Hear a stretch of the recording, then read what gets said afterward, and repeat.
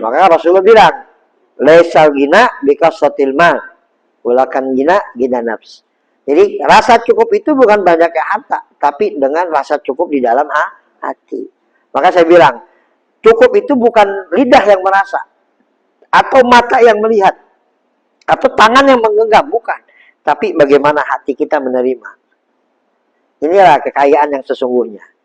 Ya, al-ghina kanzun yakna, kata ulama. Rasa cukup itu adalah simpanan yang nggak akan ada habis-habisnya. Qalilun la tu'addi syukrahu khairum min katsirin la tutiku. Sedikit dia cukupi, ya, dia syukuri itu lebih utama daripada banyak yang dia tidak syukuri. Istinja, asal hukum istinja itu dengan air.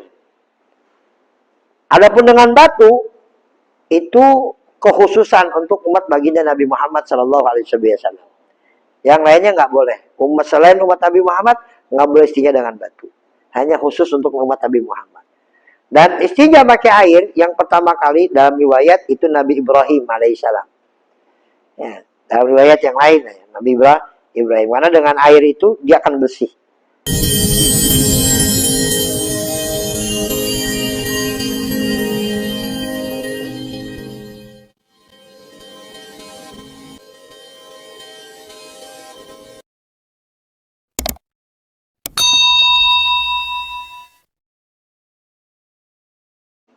Bismillahirrahmanirrahim. Tauhid sahabiniyati ta'alum wa ta'lim. Wa nafu wal intifa wa tadakkur wa tadkir wal ifadat wal istifada wa la ta'ala tamasuki bi kitabillah wa sunnati rasulih.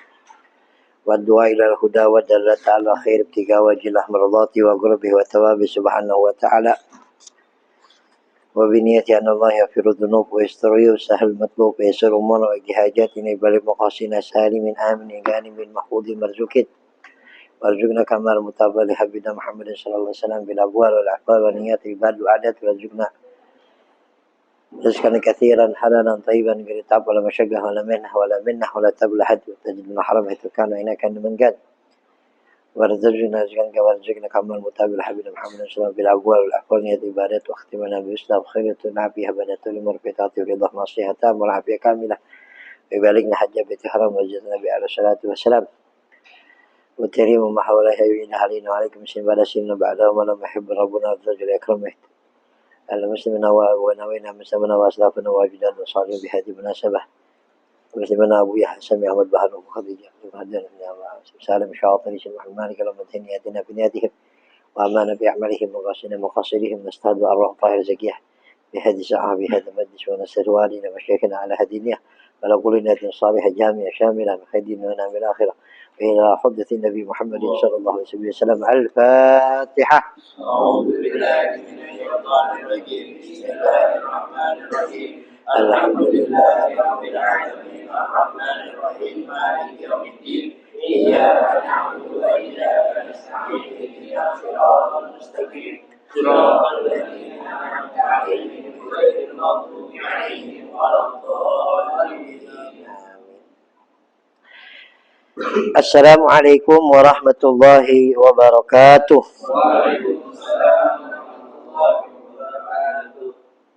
Bismillahirrahmanirrahim. Alhamdulillahirabbil alamin.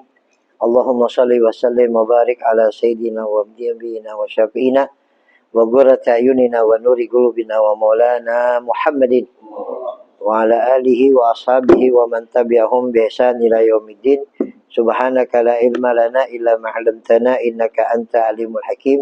Rabbi shrah li sadri wa yassir li amri wahlul 'uqdatam min lisani yafqahu qawli wa saddid lisani wa hadi qalbi bihaqqi sayyidina Muhammadin sallallahu alaihi wasallam wa ali amin amma ba'du.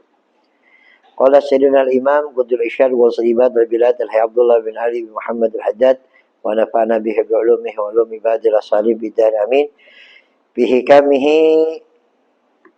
asaminah. Man lam yadfa anhu al-faqra qalilul mali lam yuhassil lahu al-ghina kathiru. Kadzalika man lam yantafi bi qalil ilmi fa huwa min al-intifa bi katsiri ab'ad.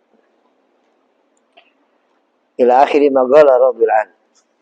Ahibail kiram, teman-teman sekalian yang dimuliakan dan dirahmati oleh Allah Subhanahu wa taala.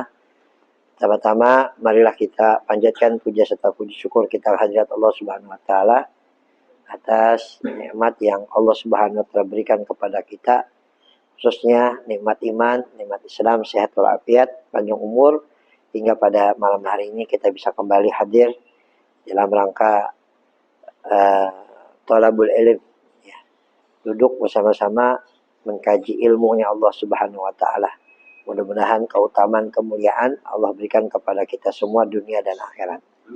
Salawat dan salam tak lupa kita haturkan kehadiran baginda kita Nabi Muhammad, dan juga untuk segenap keluarga besar Nabi Muhammad dan para sahabat-sahabat Nabi Muhammad. Ikhwan yang dimuliakan dan dirahmati Allah Subhanahu wa taala, seperti biasa sebelum kita mengkaji kitab fikih Safinatun Najah, kita sedikit ulas tentang hikamnya Imamul Haddad. Kita masuk pada hikmah yang ke-8. Kata mutiara yang ke-8. Man lam yadfa anhul faqra qalilul mal lam yuhassil lahul ghina katsiru. Siapa yang tidak bisa terjegah dari rasa kekurangan, ya, fakir itu kan rasa kurang, ya, selalu rasa membutuhkan. Fakir itu bukan berarti dia nggak punya duit. Fakir itu bukan berarti dia nggak punya harta. Fakir itu adalah orang yang merasa kurang terus, itu fakir. Walaupun banyak harta, walaupun rumah sudah megah, mobil sudah bagus, tapi masih kurang terus, itu masih dikatakan fakir. Ya, jadi bukan orang yang sedikit duit itu fakir, bukan. Jadi fakir itu orang yang selalu membutuhkan duit, membutuhkan harta, itu fakir. Ya. Maka dikatakan man lam yadfa'anul faqra, barang siapa yang tidak bisa mencegah dirinya dari rasa kurang dengan qalilul mal, dengan harta yang sedikit. Masih aja kurang. Padahal udah punya harta dia. Cukup untuk hari ini. Urusan besok, urusan Allah. Maka kata Rasulullah, Pak, barang siapa yang diberikan kesehatan di dalam dirinya, ya, kemudian diberikan makan untuk hari ini dan terjaga kehormatannya, maka dia orang yang paling terkaya di muka bumi. Ya. Jadi barang siapa yang diberikan kesehatan dalam badannya, rezeki untuk hari ininya, dan dijaga kehormatannya, dia adalah orang terkaya di muka bumi ini. Jadi dari hadis ini kita bisa tangkap bahwa bukan orang kaya itu dengan banyaknya harta, dengan banyaknya uang, tapi dengan rasa cukup yang dia miliki. Nah, harta yang sedikit, masih dia merasa kurang, ya lam yahassil lahul ghina katsir. Enggak akan ada rasa cukup dengan banyaknya harta. Karena rasa cukup itu bukan dengan nominal yang kita lihat atau rasa yang kita rasa, bukan. Tapi rasa cukup itu dari hati. Ya, mau kita enak atau enggak enak kita rasakan, mau senang atau tidak senang kita nikmati, ya, tapi kalau udah hati merasa cukup, enggak akan ada keinginan lain, ya, untuk memiliki apa-apa, karena udah merasa cukup. Maka ada begini, ya, ghina itu artinya apa sih? Kata Imam Syafi'i, ghina itu artinya apa? Istighna bisyai la an syai. Jadi istighna bisyai artinya apa? Merasa cukup dengan sesuatu. Jadi istighna bisyai, berusaha semaksimal mungkin bisa merasa cukup dengan segala sesuatu, bukan dari sesuatu. Nah, ini. Jadi maknanya apa? Ketika kita sudah merasa bahagia, udah merasa cukup dengan cuma segelas kopi sama singkong rebus, ya, itu sudah dikatakan kaya dan dikatakan orang yang berakal dibanding orang yang butuh tidur nyenyak harus di hotel, butuh tidur nyenyak harus di villa, misalkan di kasur yang empuk. Itu justru nggak waras orang kayak gitu. Kata ulama sufi itu begitu. Itu justru orang nggak waras. Orang waras itu dia akan bisa menikmati walaupun dengan kondisi apapun. Namun, ya, kalau dibalik, ya, kalau dia merasa cukup dengan sesuatu, ya juga tidak baik juga. Takutnya apa? Misalkan dia merasa cukup nikmat dengan kopi. Udah dengan kopi ini cukup. Itu juga salah. Kenapa? Takutnya kalau nggak ada kopi, dia stres. Nah ini. Jadi istighna di sini apa? Bisik. La ansi. Dengan sesuatu. Mau ada kopi, nggak ada kopi, enjoy aja. Tapi kalau dia nggak ada kopi, kalau hanya dengan kopi dia bahagia. Sama singkong rebus, berarti kalau nggak ada kopi sama singkong rebus dia nggak bahagia. Ini juga orang nggak berakal juga namanya, nggak normal. Ya, justru orang yang normal itu mau ada kopi nggak ada kopi enak aja. Mau tidur di tempat balai atau tidur kasur empuk enak aja. Ya, di balai pules, di kasur empuk lebih pules. Ya, di rumah kontrakan nyaman, di hotel lebih nyaman. Nah itu, jadi dengan apa yang kita pelajari dari ilmu, dari nasihat, itu tujuannya apa? Agar kita merasa merasa nyaman ya, atau merasa cukup dengan apa yang kita alami pada saat ini. Itu diantara tujuannya. Sehingga nggak akan ada keinginan untuk lebih dari itu. Kalaupun ada, ya alhamdulillah. Ya, santri biasa makan tempe sama kangkung, dikasih ayam nambah. Ya, biasa di karpet, dikasih kasur yang empuk, pules, bablas subuhnya nantinya dia. Ya itu. Jadi kalau sedikit harta saja kita nggak merasa cukup, nggak akan bisa merasa cukup dengan banyaknya harta. Maka Rasulullah bilang, laisal gina bikasratil mal, walakan gina nafs. Jadi rasa cukup itu bukan banyaknya harta, tapi dengan rasa cukup di dalam hati. Maka saya bilang, cukup itu bukan lidah yang merasa, atau mata yang melihat, atau tangan yang menggenggam, bukan. Tapi bagaimana hati kita menerima. Inilah kekayaan yang sesungguhnya. Ya, al-ghina kanzun yafna, kata ulama itu. Rasa cukup itu ada simpanan yang nggak akan ada habis-habisnya. Nah ya, jadi sedikit itu yang bisa kita nikmati, ya merasa cukup, apalagi yang banyak. Tapi kalau sedikit kita tidak merasa cukup, ya apalagi dengan yang banyak kita nggak akan merasa cukup. Jadi sebenarnya dengan sedikit itu kita baru merasa cukup gitu, ya. Kemudian kadzalika man lam yantafi bikalil ilmi bahwa min intifa bikasir abad. Begitu juga orang yang tidak bisa bermanfaat dengan ilmunya yang sedikit, tidak akan merasakan manfaat dengan banyaknya ilmu. Sedikit aja, ilmu yang didapati nggak ada manfaat buat dia. Artinya apa? Dia ngaji, ya hanya sekedar nguping lah, jiping, ngaji kuping. Itu nggak bermanfaat sama dia. Apalagi kalau dia ngaji lebih banyak lagi. Ya, qalilun la tu'addi syukrahu khairum min katsirin la tutiku. Sedikit dia cukupi, ya, dia syukuri, itu lebih utama daripada banyak yang dia tidak syukuri. Nah, itu artinya ya.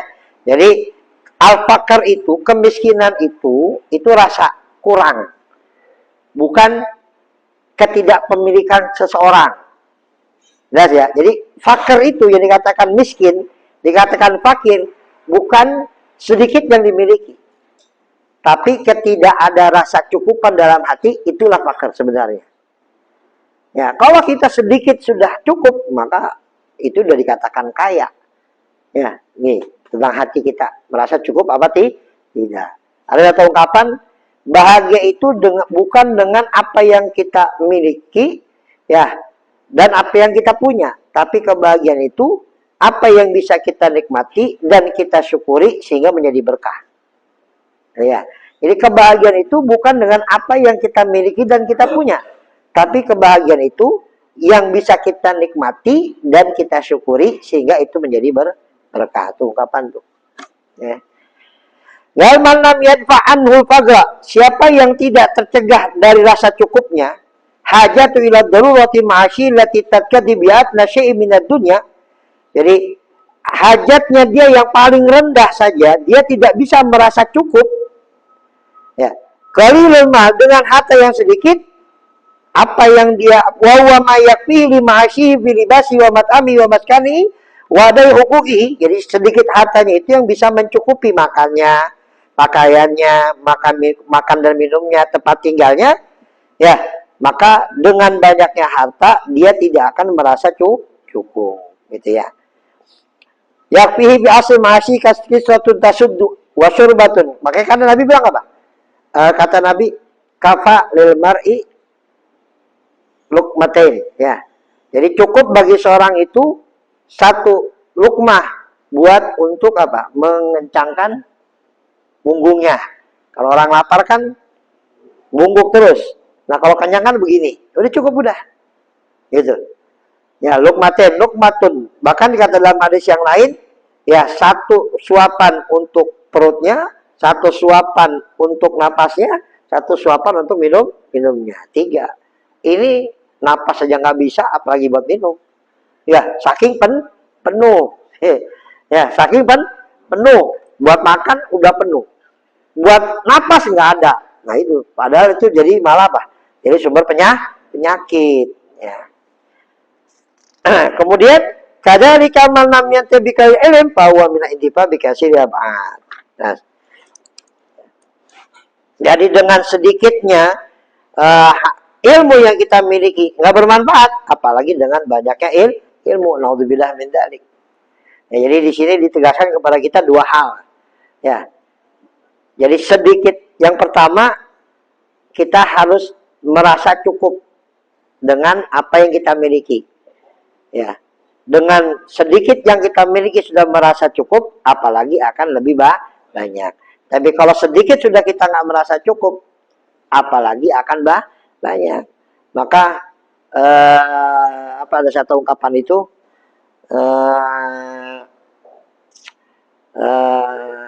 kalau rezeki kita dipakai untuk gaya hidup, maka nggak akan ada cukupnya. Tapi kalau rezeki kita untuk hidup, udah cukup. Ya, udah cukup. Rezeki untuk gaya hidup nggak ada habisnya, nggak ada kelar-kelarnya. Apalagi kalau kita ngaca ke orang lain, ya kita ngaca ke orang lain, ya nggak pas. Buat diri kita ngaca ke orang lain nggak pas. Ibarat kita punya pakai sepatu nomor 42,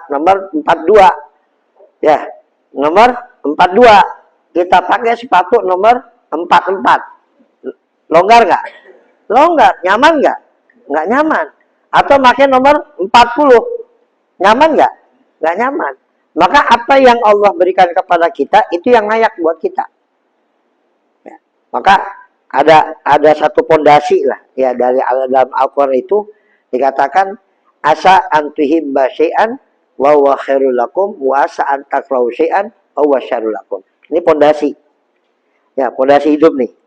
Asa antuhibba syai'an wa huwa khairul lakum, antakrahu syai'an wa huwa khairul lakum, asa antuhibba syai'an wa huwa syarrul lakum. Barangkali yang kau merasa itu baik, tapi itu nggak baik buat kamu.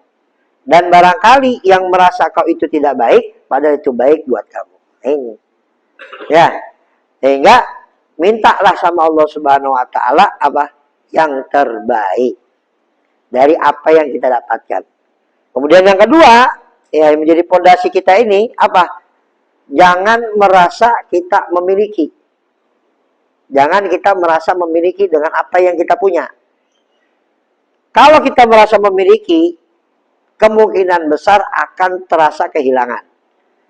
Maka jadikanlah dunia itu di tangan, bukan di hati. Ketika dunia itu di tangan, kita akan nggak merasa kehilangan. Tapi kalau di hati, maka akan merasa kehilangan. Tuh, ya. Jadi pondasi pertama meyakini bahwa apa yang Allah berikan itu yang terbaik buat kita. Dasar ayatnya tadi, asa antihibba syai'an wa huwa khairul syai'an wa huwa khairul lakum, asa antihibba syai'an wa huwa syarrul lakum. Barangkali yang kau nggak suka, ternyata itu yang terbaik. Barangkali yang kau suka, ternyata itu yang nggak baik. Jadi pondasi pertama minta yang terbaik dari Allah, karena ketentuan Allah itu pasti yang terbaik. Dan yang kedua, apa tadi? Merasa tidak memiliki. Ya, jangan merasa memiliki. Apapun yang kita minta, apa yang kita punya, jangan kita merasa memiliki. Kalau kayak Jibril Amjad itu almarhum, dia apa? pakai filsafatnya tukang parkir. Ya, tukang parkir. Dia nggak merasa memiliki, sehingga ketika mobil atau motor diambil pemiliknya, dia biasa saja. Ya, dia nggak merasa sedih, nggak merasa galau, nggak merasa kecewa. Kenapa? Wong diambil pemiliknya. Walaupun banyak yang dia jaga, tapi dia nggak merasa memiliki. Nah itu, ya, apa yang kita miliki dari harta, dari jabatan, dari keluarga, jangan merasa memiliki. Itu titipan dari Allah Subhanahu Wa Taala. Namanya titipan, ya kita dititipi. Waras nggak kalau kita sombong? Waras nggak kalau kita sombong? Kita dititipin. Nih, mau rumah mewah, titip ya. Ya, atau kita petatang petenteng depan rumah mewah. Padahal bukan punya kita. Waras nggak? Nggak waras. Kita punya mobil. Ya titipin, nih mobil nih, titip ya. Atau kita keluar petatang petenteng. Padahal kita sopir. Dititipin doang. Waras nggak? Nggak waras. Makanya modal kedua itu jangan punya rasa memiliki terhadap apa yang kita punya. Jangan merasa memiliki. Udah, anggap ini titipan dari Allah. Yang mesti kita jaga, yang mesti kita rawat, yang mesti kita syukuri. Ya, dari apa yang kita dapatkan. Jangan. Maka nanti akan timbul secara perlahan rasa cukup dari apa yang kita miliki. Mau sedikit cukup, mau banyak apalagi. Tapi kalau sedikit kita nggak merasa cukup, banyak apalagi. Ya. Das, wallahu a'lam. Kita masuk pada fikih. Bismillahirrahmanirrahim. Syurutul istinja. Nah, masuk dengan syarat-syarat istinja. Kenapa diawali dengan bab istinja dari bab toharo ini? Ya, setelah kita bahas tentang alamatul buluk, ya, tanda balik. Ini kan kalau tanda balik berarti awal kita menjadi seorang yang wajib melakukan ibadah. Ya, maka harus tahu. Nah, ketika kita ibadah, ada hal-hal yang mesti kita perhatikan yang inti. Apa yang sering terjadi sama orang, yaitu buang hajat. Ya, buang hajat. Wudu kita sah, wudu kita mantep. Tapi ketika kita istinja nggak benar, sholat kita nggak diterima. Ya, sholat kita nggak terima. Jadi dia berkaitan sini antara istinja dengan wudu. Tapi didahului terlebih dahulu oleh Syekh Muhammad Salim bin Semir ini karena inti nanti di sini. Ya, banyak orang yang disiksa oleh Allah Subhanahu Wa Taala karena apa? Karena gara-gara istinjanya nggak benar. Waktu itu Nabi lewat di sebuah kuburan. Ya, 2 kuburan. Nabi mendengar 2 orang ini sedang diazab. Kemudian Nabi ngambil pelepah korma, dipotong 2. Taruh di salah satunya. Taruh di 2 kubur itu. Biar apa? Biar Allah ringankan azabnya. Kenapa? Karena selama pohon itu hijau, akan terus bertasbih. Ketika itu bertasbih, rahmat turun di kubur itu. Kalau kita ziarah kubur, ada yang kering-kering kita buangin. Kalau yang hijau, jangan dicabutin. Dirapihin aja. Ya, dirapihin jangan dicabutin. Kadang-kadang kita ada rumput-rumput hijau apa alang-alang kita cabut-cabutin aja. Kalau bisa dirapihin aja, digunting, dirapihin biar rata. Ya, kecuali kalau yang mengganggu boleh dibuang-buangin. Karena batang yang hijau, daun yang masih hijau itu bertasbih. Ketika dia bertasbih, ada rahmat turun di situ. Makanya Nabi naruh 2 pelepah korma di situ. Kemudian sahabatnya, ya Rasulullah, kenapa emang kau meletakkan 2 pelepah korma di 2 kubur itu? Ya, aku melihat kedua orang ini sedang diadab, dan diadab bukan karena hal yang besar. Yang pertama, diadab karena istinjanya kagak bener. Ya, istinjanya nggak bener, sehingga Allah tidak terima sholatnya, ya, dan Allah adab gara-gara itu. Yang kedua, ya, yang kedua dia selalu berjalan untuk melakukan adu domba, namimah. Ya, adu fitnah sana, fitnah sini, fitnah sana, diadab sama Allah dalam kubur. Nah, mahal syahidnya di mana? Di orang yang istinja ini. Ya, gara-gara istinjanya nggak benar, nggak bersih, Allah adab. Kenapa? Sholatnya berarti nggak diterima. Nah, jelas ya. Jadi istinja. Suruh istinja bil hajar. Syarat istinja bil hajar. Sebelum istinja bil hajar, istinja itu ada 5 hukum. Ya, 5 hukum. Yang pertama wajib. Wajib kita istinja. Dan wajibnya ini harus langsung apa enggak? Ceboknya harus buang hajat. Kita ceboknya harus langsung apa enggak? Wajib langsung apa enggak? Hah? Wajib langsung apa enggak? Kita habis buang hajat. Ya, wajib langsung apa enggak? Wajib tetap wajib, tapi langsung apa enggak? Kata ulama, enggak wajib langsung. Jadi boleh nunda istinjanya sampai kering. Ya, ada yang bilang langsung. Ya, ada yang bilang enggak langsung. Langsungnya kapan? Kalau sudah mau sholat. Yang habis buang hajat mau sholat. Nah, langsung istinja. Tapi kalau enggak mau sholat, masih mau santai, boleh tantaran. Ya, lepet itu. Ada yang bilang langsung secara mutlak. Mau habis itu sholat atau enggak? Kenapa? Karena mengotori diri dengan najis hukumnya haram. Ya, mengotori diri dengan najis hukumnya haram. Beda kalau mandi wajib. Ada orang ya hubungan sama bininya tengah malam. Wajib mandi nggak? Wajib mandi kan? Wajib mandi kan, namanya hubungan. Wajib mandi. Cuma wajibnya langsung apa enggak? Gitu loh. Makanya nggak wajib langsung. Kenapa? Karena belum ada kewajiban dia untuk melakukan hal yang harus dengan suci dari hadas besar. Nggak wajib langsung. Kan itu mutalawis, berarti dirinya itu ternodai dengan hadas besar. Lain. Kalau masalah mandi besar, walaupun dirinya ternodai dengan hadas besar, tapi beda dengan ternodai dengan najis. Kalau hadas besar hanya bersifat maknawi, nggak kelihatan. Hanya status dia. Tapi kalau najis, wah kelihatan. Ya, berasa kita. Baunya minta ampun. Makanya pendapat kedua ini yang dimenangkan. Wajib langsung, mutlak. Mau habis ini sholat, atau nggak habis ini sholat. Ya kan? Jadi wajib langsung. Karena kita mutalawis bin najasa.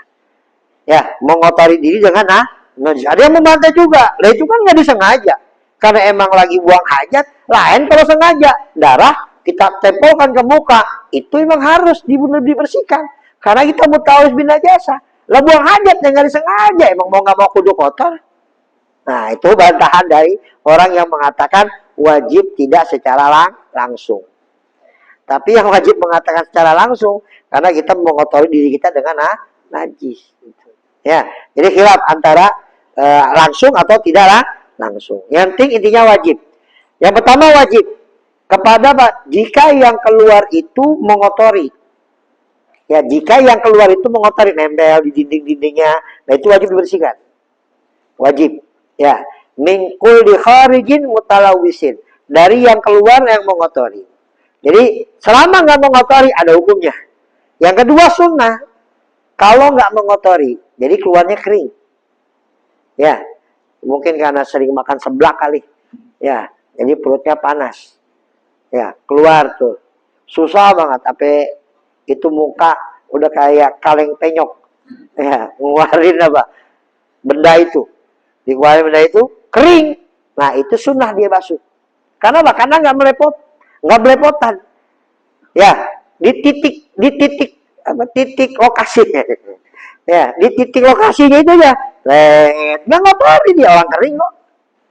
Beda kalau yang mengotori pakai wajib, maka itu hukumnya sunnah. Ya, mengotori. Ya, nggak mengotori itu hukumnya sunnah. Nah, kalau sholat mah. Nggak apa-apa. Cuma kan juga nggak betah juga ya. Ya, nggak bah. Karena keluarnya itu. Kemudian yang ketiga, makruh. Istinja karena keluar angin. Ya, kentut istinja, keluar angin kita istinja. Keluar angin istinja, makruh hukumnya. Ya. Kemudian yang keempat, mubah.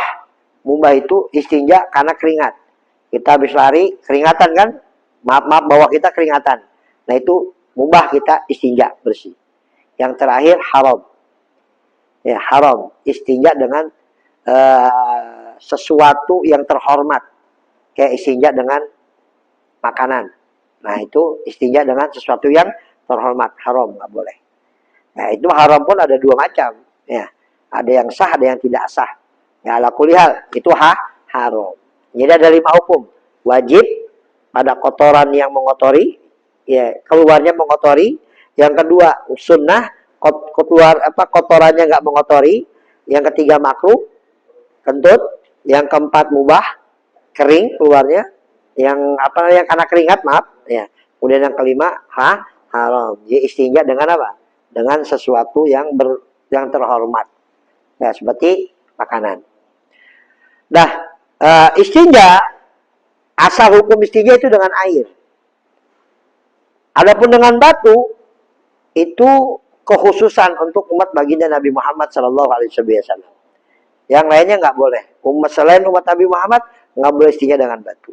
Hanya khusus untuk umat Nabi Muhammad. Dan istinja pakai air, yang pertama kali dalam riwayat itu Nabi Ibrahim alaihissalam.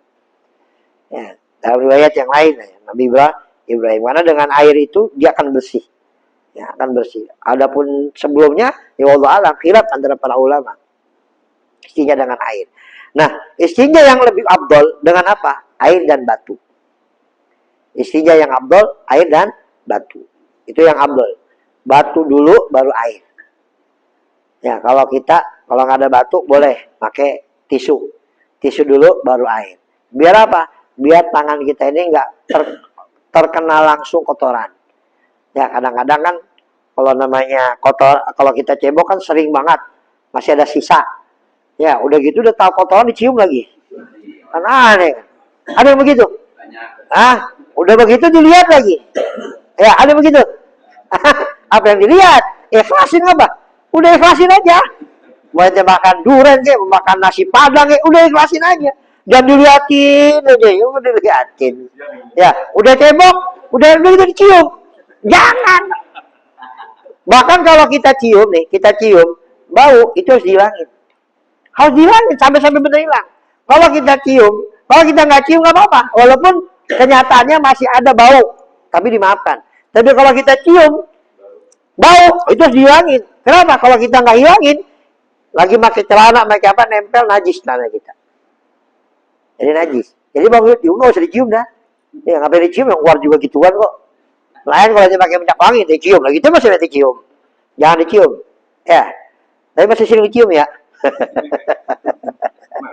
Ya. Jadi abolnya dengan air dan batu. Batu dulu atau tisu dulu baru air. Jangan air dulu baru batu, nggak ada faedahnya batu. Atau nggak ada faedahnya tisu. Batu dulu atau tisu dulu, bersihin. Ya, dibersihin. Buang tempat sampah, jadi nanti buat simpanan jimat. Buat jimat. Ayang bosan dibawa dura-dura dikit mah. Ya, nah buang. Baru kita pakai air. Nah kalau nggak ada antara batu dengan air, abdolnya mana? Abdolnya air. Karena dengan air bisa menghilangkan najisnya. Ya, kalau nggak ada air, baru boleh dengan batu.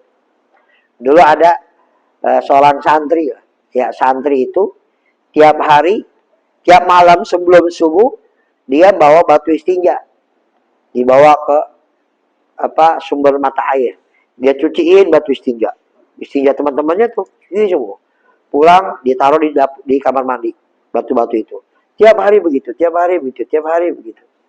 Nah suatu ketika ada rapat para wali-waliullah subhanahu wa ta'ala untuk menentukan siapa wali sekarang, karena ada wali yang meninggal.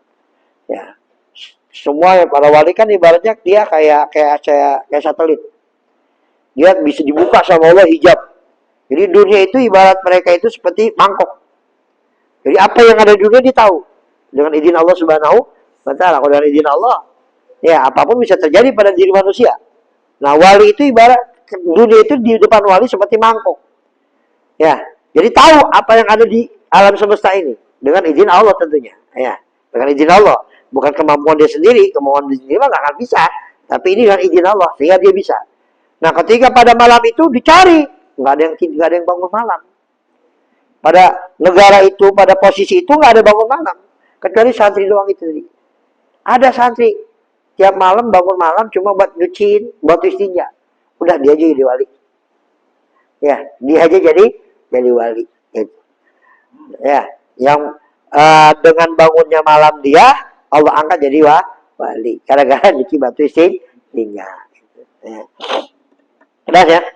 Nah, tadi sudah hukumnya istinja dan istinja dengan batu, ya definisi istinja dengan batu tidak mesti harus dengan batu, boleh dengan selain batu, yang penting memenuhi 4 syarat.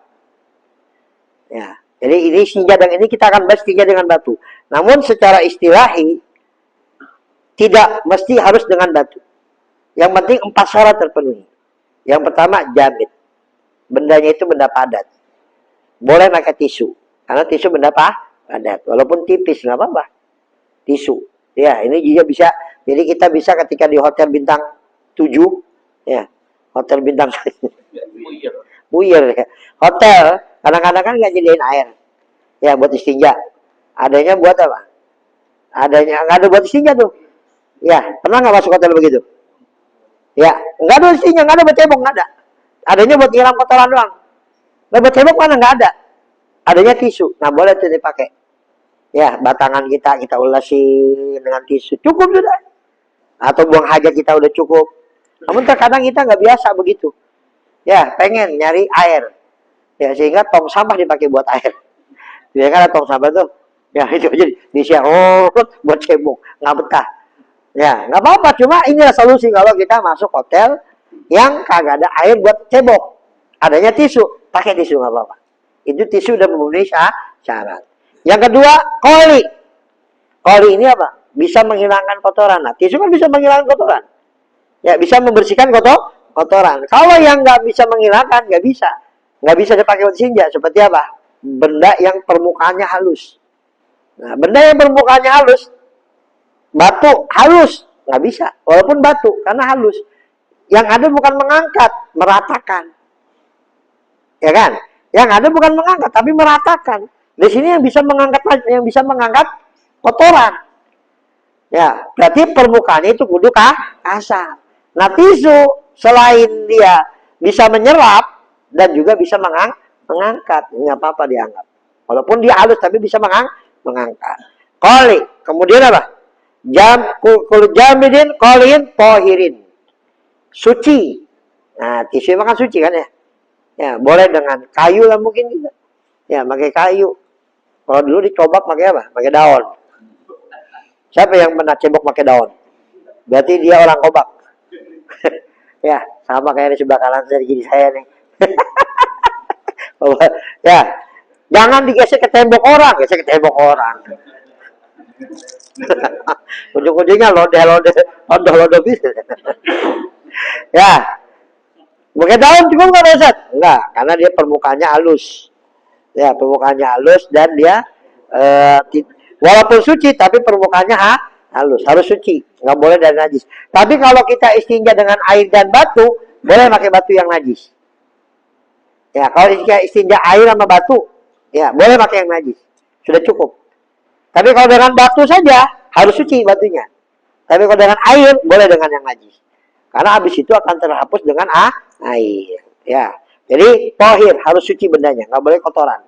Waktu Nabi istinja minta batu, sama sahabat dikasih batu, dikira batu, ternyata kotoran kambing. Kata Rasulullah dibuang sama Rasulullah. Inna hariksun, ini najis, minta batu yang lain. Nah, suatu ketika ada sahabat ngambil batu bekas istinja Nabi. Ya, dia tabaruk dengan batu itu untuk diberikan kesembuhan oleh Allah.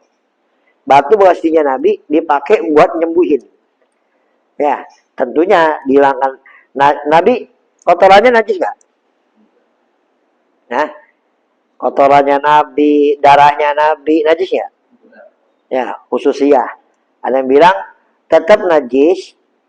Ya, tetap najis seperti manusia yang lainnya. Ya, namun disembunyikan sama Allah ke dalam tanah. Ada yang bilang enggak. Ya, beda. Nabi sama kita beda. Darahnya suci, kotorannya suci. Cuma walaupun begitu tetap wangi. Ya. Ketika sahabat masuk kamar mandi, tempat buang hajatnya Nabi, kotorannya nggak ada, tapi tercium bau harum. Ya, kalau Asep masuk kamar mandi, kira-kira baunya apa? Ya, 4 sehat 5 racun sempurna. Ya, itu baunya kita. Ya, sampai kita bersih-bersih apa? Sop apa heksos itu nggak mempan. Ya, heksos aja buat nyedot nggak mempan, nggak kesedot tapi masih banyak juga katanya. Ampun, dan ini bau masih aja ada. Ya, nah itu. Yang ketiga suci. Yang keempat wiro muhtarom. Tidak apa bukan termasuk barang yang dihormati. Ya, termasuk barang dihormati seperti makanan atau buku-buku tulis yang mengandung ilmu-ilmu syariat itu nggak boleh. Jadi nggak mesti harus batu. Yang penting syaratnya 4 tadi. Padat, bisa mengangkat najis, suci dan bukan barang muhtaram. Ya. Jadi bukan istinya bukan hanya cukup dengan batu. Ini bisa dengan benda yang lainnya. Jelas ya? Lalu syurutul istinja. Nah, sekarang kita masuk pada syarat istinja. Syurutul istinja bil hajar. Ya. Samaniyatun ada 8. Yang pertama an yakuna bisalasati ahjar. Dengan 3 batu. Artinya apa? 3 kali usapan. Jadi kalau artinya dengan 3 batu, jadi harus dengan batu. Bukan, tapi arti sebenarnya 3 kali usapan. Walaupun dengan bukan batu. Walaupun hanya 1 batu. Yang penting 3 kali usapan. Dan 3 kali usapan ini menyeluruh kepada semua bagian yang terkena najis. Ya, kalau misalkan maaf zakar ya. Zakar ya tinggal gini doang kan. Pegang batu dengan tangan kiri. Ya, pegang batu dengan tangan kanan, zakar kita dengan tangan kiri. Ya, gerakinnya ya, bukan batunya, tapi zakarnya. Gitu. Kalau dengan batunya kita gerakin, maka sama saja istinya dengan tangan kanan. Hukumnya haram sebagian ulama. Maka pegang zakarnya dengan tangan kiri, batu tangan kanan digerakin dengan tangan kiri. Cuma jangan lama-lama. Ya. Yang ada lecet. Ya, yang ada makin kapalan. Mengkilat. Ya, batu mahal digosok. Lagi itu apa yang digosok mahal? Yang ada lodok. Ya, jadi megangnya dengan tangan kiri, jangan dengan tangan kanan. Batu dengan tangan kanan, zakar dengan tangan kiri. Ya, jadi dari bawah nih, maaf, dari bawah. Dari bawah sini yang diambil di tempat suci dulu, jangan di tempat najisnya. Kalau dari tempat najis, jadi najis ini. Syarat yang ketiga apa? Harus suci. Pas tempat najis, jadi najis nggak bisa dipakai. Kecuali kalau kita mau pakai air juga, lain itu mah. Ya, kalau kita dengan batu aja, taruh di bagian yang suci sini. Ini kan tempat keluarnya tuh ya. Ya, kayak kacang korok, tau gak kacang korok? Coakannya ada tuh. Ditaruh di bawahnya ini. Di setelah tempat keluarnya kotoran, di tempat yang sucinya. Baru kita tarik dari atas ke bawah. Red. Ya, kalau dengan 3 batu ya ambil batu satunya. Atau dengan 3 kali sudutan, 3 sudut batu. Ambil sebelah kanan dulu, red. Ambil putar lagi sebelah kiri, red. Ambil yang sebelah yang lainnya, red. Gitu. Caranya gitu. Jadi taruh dulu tempat yang suci. Nah, kalau yang bagian bawah, maaf ya, ini kalau bagian bawah samalah dengan bagian depannya harim, ya kan? Ya. Jadi kalau yang wajib dibasuh yang mana? Yang wajib dibasuh tuh kalau yang perempuan, maaf nih ya, sebenarnya laki semua, tapi udah bukan alamul gaib semua kan ya, udah alam musyahadah semua, udah alam gaib loh. Ya, udah saya perlu nggak usah bayangin macam-macam saya. Ya, yang lain juga udah pada paham. Ya, kalau yang depan, apa yang kelihatan ketika nongkrong itu yang wajib dibasuh. Malam perempuan depan. Apa yang ketika nongkrong kelihatan itu yang wajib dibasuh. Karena itu yang tempat keluarnya najis. Nah, kalau yang dubur, ya dubur bawa ke laki tua sama lah. Apa yang kalau kita pegang tuh ada keriput-keriputnya. Nah, ada kerutan-kerutannya. Nah, itu yang wajib dibasuh. Adapun yang lipetannya bibirnya nggak wajib dibasuh. Maka ketika kita ini maaf nih, ini contoh dubur lah. Ini dubur. Ya, dubur atau parutnya perempuan sama modelannya. Ya, modelnya sama ya, sama Sep. Ya. Ya, ambil batu atau tisu lah. Ya, kita duel-uel, ya, kita kecilin. Bahas caranya, kan kalau yang al pendapat pertama harus semua gini. Ya, ambil lagi sampai dari tengah gini, gitu. Minimal seperti itu. Bersih semuanya. Ada kalau yang sunnah begini, yang sunnah ambil kanan dulu, bagian kanan. Dari kanan putar kiri. Ya, ambil lagi dari kiri ke kanan. Baru tengah-tengah. Tes gitu. Itu sunnahnya. Dan tetap sama, naruhnya di tempat yang suci dulu. Cat kan nggak tahu, ya perkirakan aja. Mas ini pakai kaca ini diginiin. Ya, okay. Perkiraan aja. Mana yang bagian suci udah itu. Nggak mesti harus kita tahu secara mendetail. Ya, kalau pakai kaca mungkin kelihatan mana nih ya. Oh ini, lah lodoh ini. Ya nggak usah. Perkiraan aja sudah perkiraan. Kalau zakar kan kita tahu ya mana yang kelihatan gitu. Tapi kalau padat mana kelihatan kan. Ya, anak rasa semua juga belum pada ngeliat pantatnya masing-masing kan. Belum pada pernah kelihatan. Ya, coba tetap dia basuhnya di bagian yang suci. Gitu. Jadi 3 kali. 1, ambil batu kanan kiri. 2, baru tengah. Itu setiap kali usapan. Kalau dengan setiap kali usapan harus menyeluruh, enggak mutamat. Jadi kalau setiap kali usapan enggak mesti harus menyeluruh.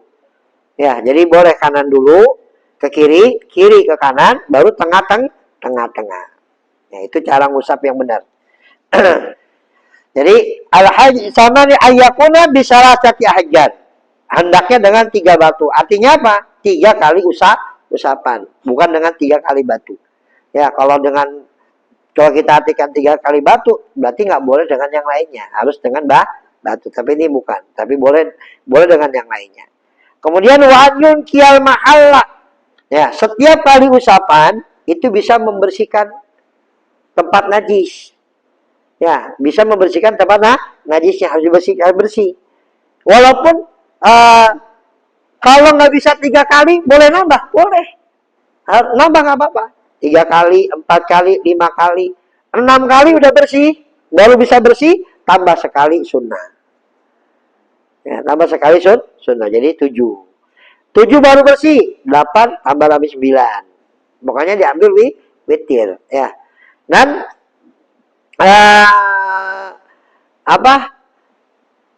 kalau kurang dari 3 kali boleh nggak? Sekali udah bersih Pak Ustaz? Saya nggak boleh. Ya, kenapa? Karena dalam kaidah apa yang sudah ditentukan syariat tidak boleh kurang. Ya, 3 kali itu tentukan syariat, wajib 3 kali. Jadi nggak boleh kurang. 1 kali, 2 kali udah bersih Pak Ustaz, nggak perlu 3 kali, harus 3 kali. Jadi boleh lebih tapi nggak boleh kurang. Tuh, ya. Jadi kalau bisa 3 ya bagus. Kalau harus 4 ya 4 nggak apa-apa.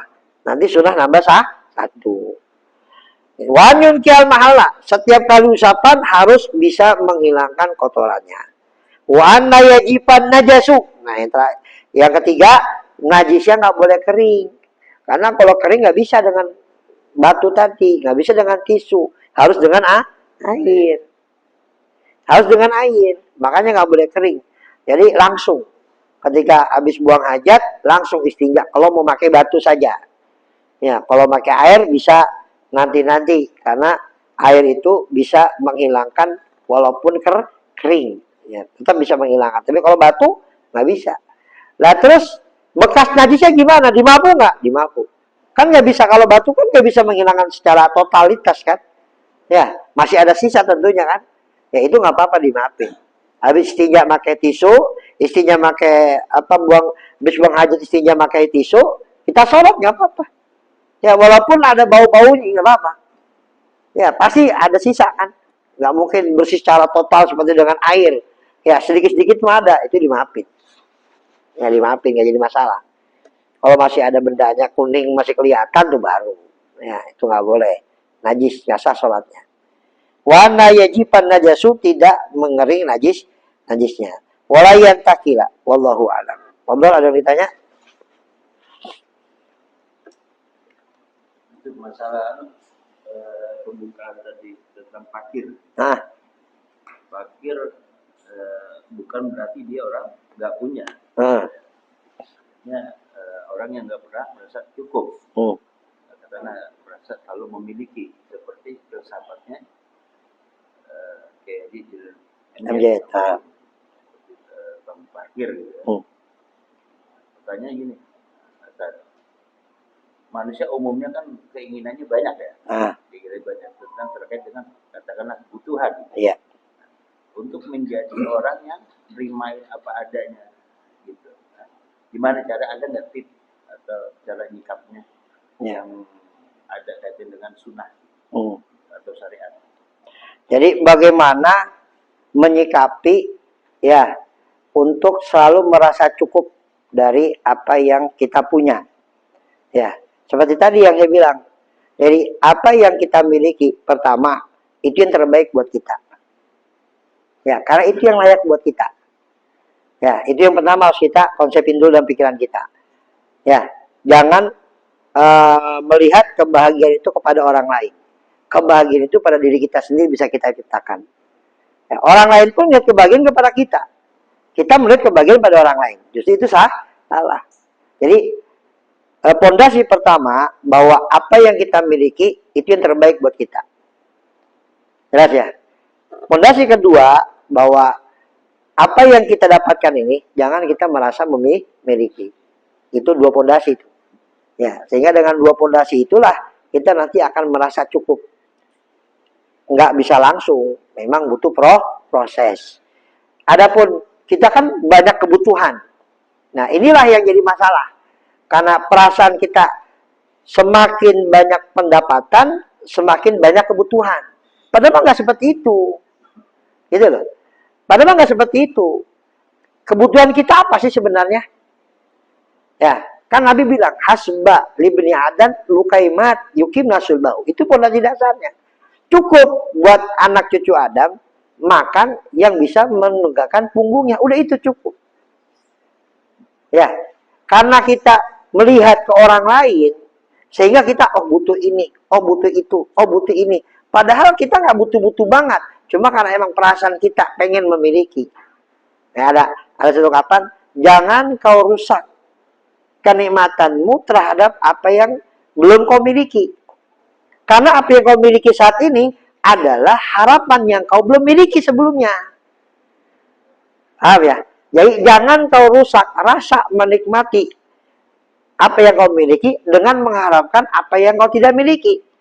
Karena apa yang kau miliki sekarang adalah bagian dari apa yang kau harapkan sebelumnya. Gitu loh. Ya, ini kita udah punya. Dulu kita belum punya motor, sekarang punya motor. Udah nikmati itu. Jangan pengen punya mobil, silakan. Namanya amal, keinginan silakan. Namun jangan ketika amal itu kita fokuskan terus, sehingga kita melupakan kewajiban kita sebagai hamba Allah untuk menjaga 5 waktu, mencari rezeki yang halal. Karena apa? Pengen itu semua. Ya, selama kita punya kepengenan, nggak jadi masalah. Namun jangan jadikan itu sebuah tujuan dalam hidup untuk mendapatkan itu. Sudah, nikmati dulu. Orang yang lihat di bawah kita pengen kayak punya kita, enak ya si Anu udah punya motor, kita kemana-mana pakai sepeda aja. Kayak gitu. Yang punya sepeda juga pengen punya motor, padahal yang di bawah pengen punya sepeda. Ya enak ya si Anu udah punya sepeda, kita masih jalan kaki aja. Nah itu. Yang jalan kaki pengen punya sepeda, padahal ada orang yang nggak bisa jalan walaupun udah punya kaki, pengen kayak orang yang punya kaki. Nah, ya nggak jadi masalah kita berangan-angan punya ini, punya itu, punya ini. Namun jangan jadikan angan-angan kita ini menjadikan kita lalai kepada Allah, sehingga menghalalkan segala cara untuk mendapatkan itu. Ya nggak apa-apa, kan ketika Allah Subhanahu Wa Taala menjadikan malaikat bilang, ya Rob, ya bumi ini nggak muat dengan manusia, akan penuh. Aku akan jadikan kematian. Ya Rob, Bagaimana mereka akan merasakan nikmat dalam hidup, sedangkan mereka merasakan kematian? Aku akan jadikan amal, aku akan jadikan angan-angan, sehingga tidak fokus terus kepada kematian. Jadi kadang-kadang angan-angan itu baik, angan-angan itu buruk. Angan-angan yang baik bagaimana? Itu yang tidak melupakan kita tentang akhirat. Angan-angan yang buruk bagaimana? Angan-angan yang melupakan kita akhirat. Ya, kita bangun rumah, ya, rumah udah bangun, udah kita bangun, ternyata kita nggak tinggal di situ. Di mana? 2 kali 3. Itu. Ya, silakan berangan-angan, namun jangan sampai kita melupakan Allah. Jadi, timbulkan rasa cukup. Ya, timbulkan rasa cukup dalam diri kita. Ya, dengan tadi apa? Itu yakini. Apa yang kita miliki, ini yang terbaik sudah. Ya, kata ada seorang hamba yang Allah bikin dia sehat. Karena Allah tahu kalau dia sakit, dia akan tidak bersyukur pada Allah. Ada yang Allah hamba bikin sakit. Allah tahu kalau dia sehat, dia nggak bersyukur pada Allah. Ada yang hamba Allah bikin kaya. Karena Allah tahu kalau dia miskin, dia nggak bersyukur pada Allah. Ada hamba yang Allah jadikan miskin. Ya, karena Allah tahu kalau dia kaya, dia nggak bersyukur pada Allah. Baik. Ya, jadi yakini apa yang kita miliki itu yang terbaik buat kita. Sehingga jangan mengacak kepada orang lain. Ya, gitu. Ya, langsung. Ada lagi?